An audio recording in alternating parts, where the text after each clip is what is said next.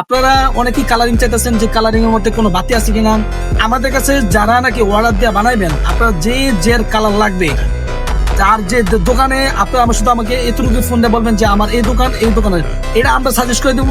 আপনাদের কোন দোকানে কোন কালার লাগবে।